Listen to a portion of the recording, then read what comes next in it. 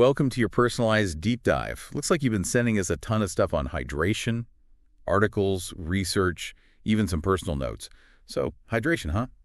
Guess that's what we're diving deep into today. Yeah, looks like it. And it's great to see such a focus on the practical side of things. There's a lot we can all do to stay hydrated, you know. Simple things, but powerful. For sure. I gotta say, though, some of the stuff you found is pretty surprising. Like the link between hydration and fat storage.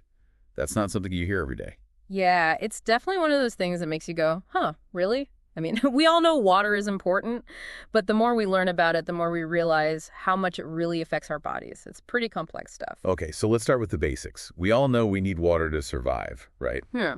But what's it actually doing in there? Well, think of water as like the key ingredient for pretty much every function in your body. It's what keeps everything running smoothly, you know, regulates your temperature, keeps your joints moving, helps you digest food, flushes out all the waste, and the list goes on and on. Okay, so it's pretty important. Got it. But we're talking 70% of our bodies are water, right? So that means every single cell is just like swimming in H2O. Not exactly. It's a bit more nuanced than that.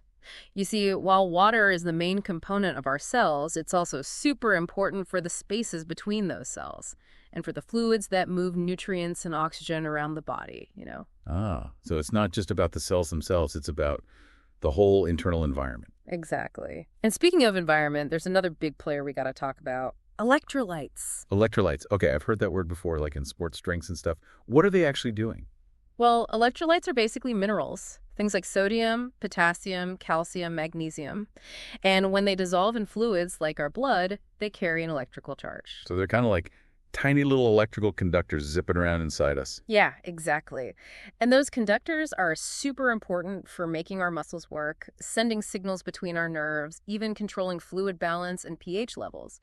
It's a big job. So if we don't have enough electrolytes, things start to go wrong. You got it. Muscle cramps, fatigue, headaches, and if things get really out of whack, it can even be more serious than that.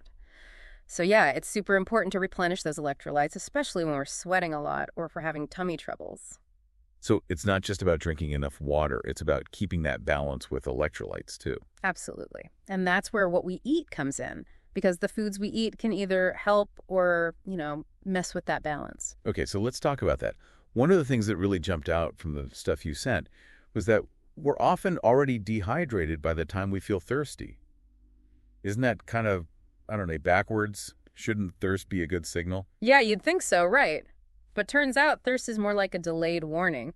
By the time we actually feel that urge to drink, our bodies are already running low on water, and that can mess with how we perform, both physically and mentally. So waiting until we're parched is kind of like playing catch up with our hydration. Exactly. And here's the thing. We often mistake those early signs of dehydration for hunger or cravings for something else. So we reach for a soda or a bag of chips when what our body really needs is just plain water. Oh, man, I've totally been there.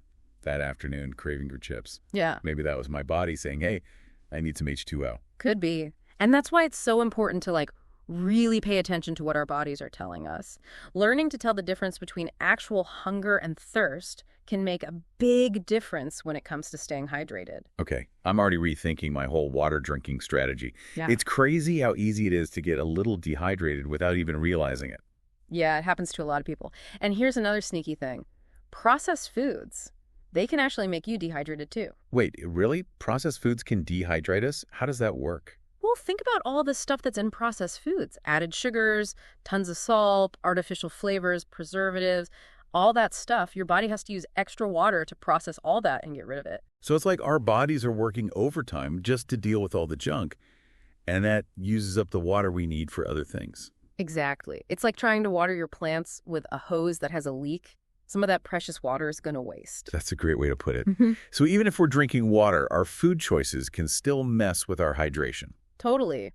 And this brings us to one of the most interesting and maybe unexpected things from your research, the link between dehydration and how our bodies store fat. Yeah, this is the part that blew my mind. It seems kind of counterintuitive. Like, how can not drinking enough water actually lead to weight gain? I know, right? Sounds weird at first. But there's some really interesting research out there. Dr. Richard Johnson, he's like a leading expert on obesity, and he says that dehydration can trigger our bodies to go into survival mode. Survival mode. Well, that sounds serious. What does that actually mean for our bodies? Well, when we're dehydrated, our bodies think there's the threat. They don't know if it's a drought or a famine or what, so they start conserving resources, they hold on to water more tightly, and they store energy as fat just in case things get really bad. So, like, our bodies think there's a famine coming, even if we just forgot to drink enough water that day. Pretty much. And what's even crazier is that a researcher named Dr. Jody Stuckey, she studies nutrition, and she's found that people who are obese tend to be way more dehydrated than people who aren't. Wow, that's a pretty strong connection. So even being a little dehydrated could be making it harder to manage weight. It's definitely possible. Dr. Johnson's research suggests that getting enough water could be a really important part of staying at a healthy weight. It's not just about calories in, calories out. It's also about how our bodies react to even small changes in hydration. This is really eye-opening stuff. It makes you realize that water is way more than just a drink. It's like the secret control panel for our whole body. Totally. And that's why understanding how it all works is so important. It gives us more control over our health and how we feel. So we've learned that water is super important. Getting dehydrated is easier than we think. And it might even be messing with how our bodies store fat. But what does all this mean for us? What can we actually do to stay better hydrated? That's the big question, right? And the good news is the research you sent also had some great tips for boosting hydration. It's not just about the science, it's about actually putting that knowledge to work. Exactly. Knowing stuff is great, but we got to do something with it. So let's get into those practical tips. What are some of the key things you found in your research? Like, what actually works for getting people to drink more water? Okay, well, one of the simplest but most effective things is morning hydration. Remember how we talked about waking up dehydrated? That's why starting your day with at least 2 big glasses of water is so important. It's like rehydrating your system and getting things going. Yeah, like giving your body a big wake-up call after a long night without fluids. I bet that's especially important for people who are always on the go in the mornings. For sure. Another key thing is to sip water consistently throughout the day. Don't try to chug a ton all at once. Just keep sipping. It helps your body absorb the water better, and it keeps those hydration levels steady. So it's not about forcing yourself to drink a certain amount at specific times. It's more about making it a natural part of your day. Exactly. It's about being aware of your body's needs and responding to them in a gentle, consistent way, just easing into it. This is already making me rethink how I drink water. I usually just wait until I feel thirsty. But it sounds like that's not the best way to go about it. Yeah, a lot of people do that. But if you start sipping consistently throughout the day, you're basically stopping those dips in hydration before they even happen. Okay, so we got morning hydration and consistent sipping. What else can we do? Well, remember we talked about processed foods and how they can dehydrate you? That's where changing what you eat comes in. Cut back on processed foods, sugary drinks, all that salty stuff. It'll take some stress off your body and free up more water for the important stuff. So it's not just what we drink, it's what we eat too. It's all connected, huh? Absolutely. And speaking of food, there are some awesome fruits and veggies out there that can actually help you stay hydrated. It's like sneaking in extra hydration with every bite. Oh, I love that. Any specific ones that are particularly good? Oh, yeah. Tons. Cucumbers, celery, oranges, watermelon. Those are just a few. They're packed with water and nutrients. So instead of grabbing chips, I could have a big juicy slice of watermelon. That's a trait I can get behind. It's a small change, but it can make a big difference. Exactly.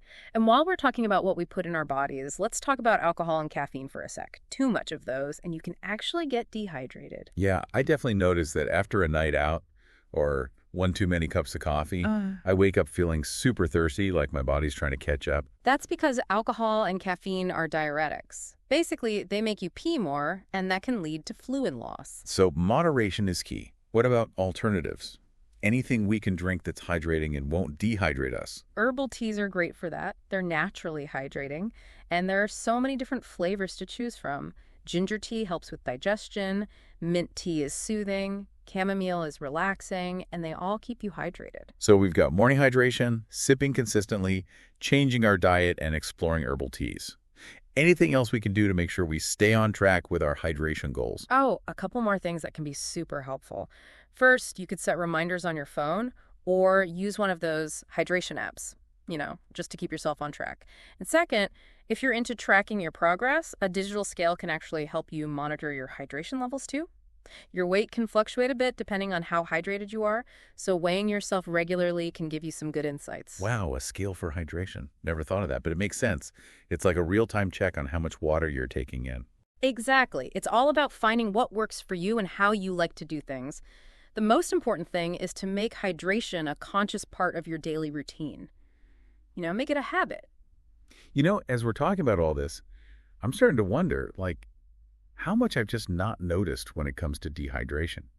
We all know what it feels like to be thirsty, but are there, like, other signs we might be missing? Those times when you just feel kind of off? Could that be dehydration too? Yeah, that's a good point. It happens a lot, actually. We blame feeling tired or having brain fog on stress or not enough sleep when it might actually be dehydration. So we're blaming our crazy schedules or Mm, that extra cup of coffee when really our brains are just, like, craving water. you got it. Even a little bit of dehydration can mess with how our brains work. It can be harder to focus, to think clearly, to make decisions, all that stuff. That makes sense. I know I get those afternoon slumps sometimes where I just can't focus.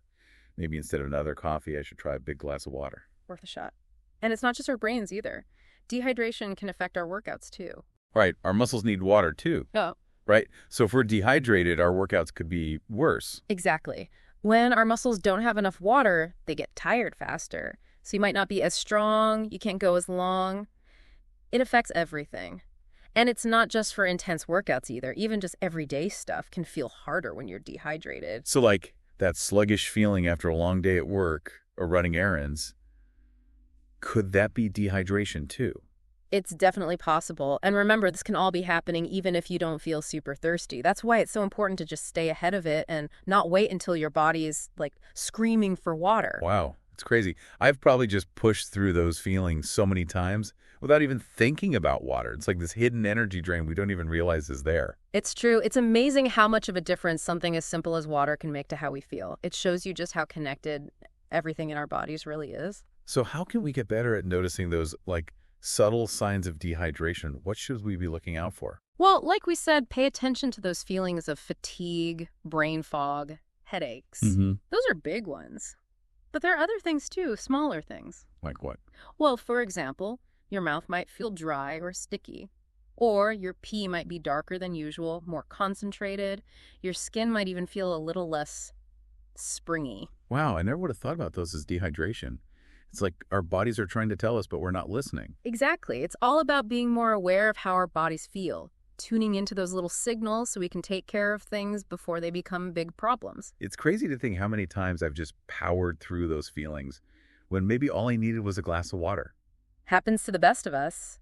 But the good news is, once you start paying attention to those signals, you can start changing your habits and really feel the difference. It's all about making those small changes that add up over time. This has been such an eye-opening deep dive. I feel like I'm learning so much about hydration and how it affects my body. I'm definitely going to start using all these tips and paying more attention to what my body's telling me. I'm glad to hear it. It's always great when people can take this knowledge and actually use it to make their lives better. And I think that's a great place to, wrap things up for now. We've covered the science, the strategies, the sneaky signs. You've got all the tools you need to make hydration a priority. Now it's up to you to take that knowledge and make it work for you. Totally. And remember, it's a journey, not a race. It's about finding what works best for your body and your life. Try different things, pay attention to how you feel, and just enjoy the process of learning what it really means to be hydrated. As we're wrapping up this whole deep dive into hydration, something that's really sticking with me is how it's not like a one-size-fits-all thing. We talk about some general tips and strategies, but it seems like finding that sweet spot for hydration is kind of personal. Yeah, for sure. Everyone's a little different. How much you need to drink depends on a bunch of stuff, like how active you are, the weather where you live, your overall health. Even your metabolism plays a role. So it's not just about chugging a certain amount of water every day. It's about paying attention to your body and how you feel. Exactly. It's not about hitting some magic number. It's about understanding that your needs can change from day to day. Some days you just need more than others. Yeah, totally. Like if I'm working out or if it's super hot outside, I'm way thirstier than usual. Right. Those things definitely make a difference. If you're sweating more, you got to drink more to replace it.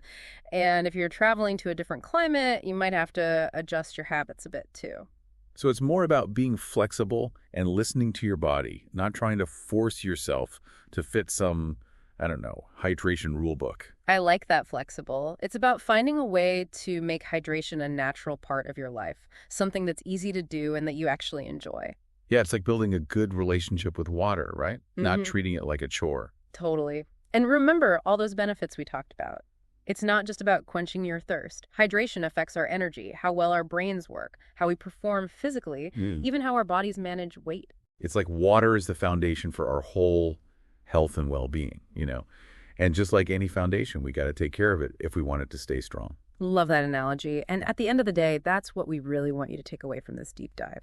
A better understanding of just how important water is and the power you have to make choices that support your body's needs. Well, this has been amazing. I feel like I've learned so much, not just about hydration, but about myself too. That's awesome. And hey, remember, this is just the start of your hydration journey. The more you pay attention and experiment, the more you'll learn about what works best for you. There's always something new to discover. So, to our listener out there, as you go about your day, take a moment to think about all the amazing things water does for you.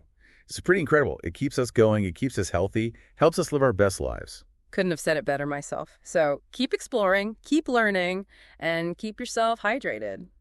Thanks for joining us for this deep dive into hydration. Until next time, stay curious, stay hydrated, and take care.